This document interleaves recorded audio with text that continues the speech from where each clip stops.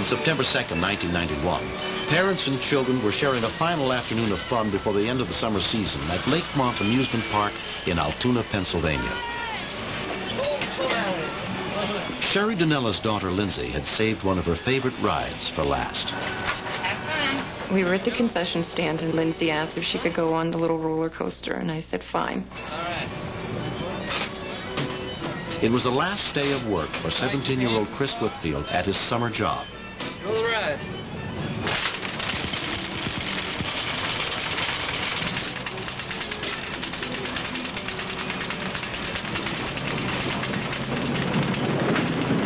Here we go.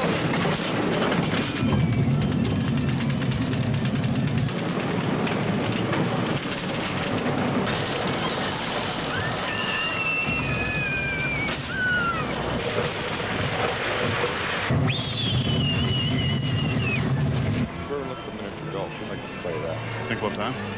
Kevin Holland and his father were on their way to meet Kevin's wife and little boy at the carousel. So it's too high. It was still light. My son probably wasn't ready to leave yet. So we thought we'll put him on one more kid ride, and then we'll do the miniature golf thing and then boogie. Have fun today. Have fun. Oh, it's all right. I'll take her over with that. One more time, and that's it. Here you go. You ready? Like flying, huh? Like flying. Never keep your hands in the car. Here we go.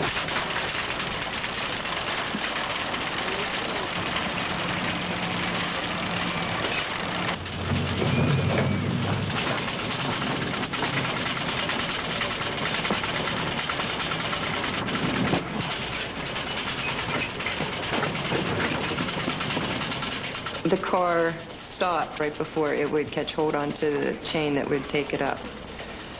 He must have tugged maybe 5, 6, 7 times on the car itself.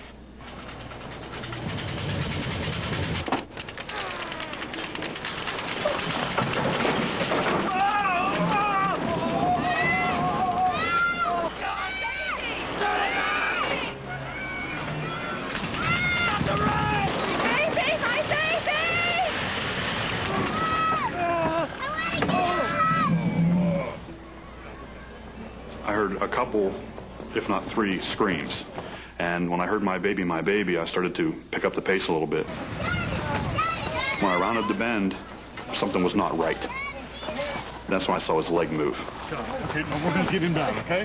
Okay, son, listen to me now. We're going to try to get you down, okay? I saw the ground. It was covered in blood.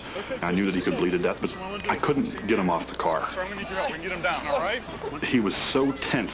He was wrapped around it. So I kind of started directing people what to do. I guess I learned that from being an air traffic controller. You have to let go, okay? What I'm going to do, I'm going to press in. When I press and say, okay, you let go. Okay, because I'm going to have you, all right? You ready? Okay. I got you. Now. There you go. Let's bring him back in. Bring him back in. I got you now. Okay, I know what it is. What was left of his leg was next to his hip. I couldn't afford to have him see that, because if he saw that, I figured that he wasn't going to be as calm as he was anymore. Now look, I want you to look right here, okay? Just look at me for a second, all right? You're going to be okay. Okay. All right. Listen, I need some ice, I need some water, I need blankets, anything. And everybody else, just calm down, okay? I noticed that there was some blood still coming out rapidly. I learned through health class, clear back in high school, that we have lymph nodes in our body. And if you push on a lymph node, it'll cut off the circulation of the blood to other parts of your body. There's 2 under your armpits, there's 2 in your legs, and I think there's 3 other ones. Hey, buddy, I'm going to press a little bit, okay? And I pushed as hard as I could on what was left of his leg. All right, okay. I was asking him questions to make sure that he was coherent. Okay. You're a junior. Senior. Senior. We spent a lifetime in about 20 minutes. Park paramedic Nancy Fulton was the first rescue worker on the scene. As I scanned on down his leg, the foot is intact, but the area between the foot and the knee, there is nothing. Be advised, need you to expedite. At this time, we have a 17-year-old. I had a young kid who basically was bleeding to death, but I saw bystanders doing perfect things. I kept asking all of them, are you okay with what you're doing and what you're seeing? I asked them that a couple of times. They all would tell me yes. Okay, you ready? Okay. I sat next to his shoulders and held his hand. I wouldn't want somebody to turn their back on my child. So I couldn't do it to him. What do you like to do? Electronics. Electronics? Yeah. We just talked a little bit more, And I was okay until he asked me, am I going to lose my legs? A second, you just hold on, okay? That was kind of tough because I said, no, you're going to be fine. You're going to be all right. And I had to kind of like lie to him. And that was tough for me to do because I'm not used to doing that to people. Within 10 minutes of the accident, paramedic Dave Cooper and his partner arrived. This guy was white. He was wet. He was pasty. His blood pressure could have bottomed out at any time. Whether he was going to live or die, I couldn't tell. Okay. Let's get another blood pressure here. Okay, there, squeeze. If it hurts you, squeeze, okay? You can't hurt me. Remember that. That was our little contact. And I was still holding Chris's hand even after he got on the board, I believe. I said, you're going to have to go now. And he said, okay. I'll see you later.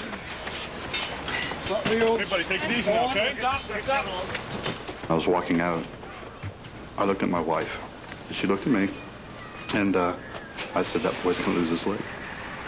That's when it really sunk in. And I kind of gathered myself a little bit. And I said, he could die. I don't think I cried quite so hard in a long, long time. And I put my arm around my dad because I needed help getting out of the park. He's here.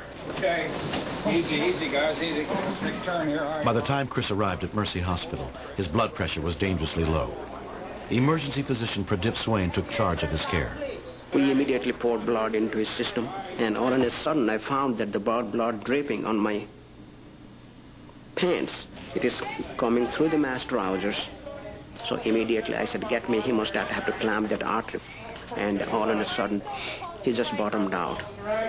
Chris, can you feel I'm clutching you? I think he's going to die. My God, he has got 60 years of life in front of him.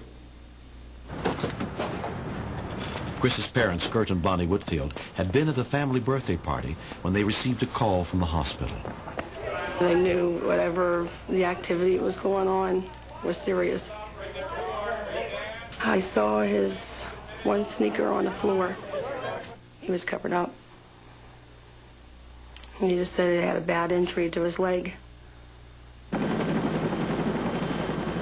The helicopter came in. He's going to the trauma center in Johnstown. The parents are here. Probably they'll never see him again. I said, take only 1 second. Hold the hand, give him a hug, give him a kiss. I'm not real religious, but I believe in God. I asked him, he's 17. Give him a chance. If you give him his leg back, he can have my life. Chris was transported to the trauma unit of Conemaugh Valley Memorial Hospital, 40 miles away. But there was nothing doctors there could do to save his leg. I had a tough time. I know whenever he was born, when all the kids were born, any mother counts the baby's toes, counts the baby's fingers. But I would rather deal with whatever we have to deal with, if it's like being amputated, than to have been making funeral arrangements. I wanted to see Chris really bad, but it took 2.5 to 3 days to find out what had happened. It was kind of a mix of emotions a little bit. I wasn't sure if I really belonged. I wasn't family, but I wanted to know things. Now, there's nobody else in the hallway but me and Chris. So I walked over to him. I looked at him. I said, you don't remember me, do you? And he started to cry. He looked at me and he said, you saved my life, didn't you? And it was kind of like that was the recognition thing. And he squeezed my hand. And I said, no, I was just there. The doctors and the paramedics did a great job, but I wouldn't have made it that far if it wasn't for Kevin. I think if you're doing like 20 here, you can increase the weight a little. 8 months later, Chris is adjusting to the use of an artificial limb. I had met a guy who has a prosthesis. He had told me to wear a prosthesis is no different than wearing a pair of glasses. I'd still do the things I used to. There were friends that came from school. They were afraid to go in and see him. They didn't know how to cheer him up. And I told him, he'll cheer you up. He'll ease you. How you doing, buddy? An investigation conducted by state and federal agencies determined the Lakemont Park kiddie coaster to be safe. I'll get up and dance at my prom. I've danced with my girlfriend before since my accident. Looks funny, but she doesn't feel different towards me. I'm still me. Pick it. Ready? If this was the only way to be his friend, I'd rather not know him. But it allowed us the opportunity to become friends. And what we went through is what has bonded us. No one knows at what moment you step onto somebody's life like this. To see a mangled foot and to put pressure on that, that takes courage to do that.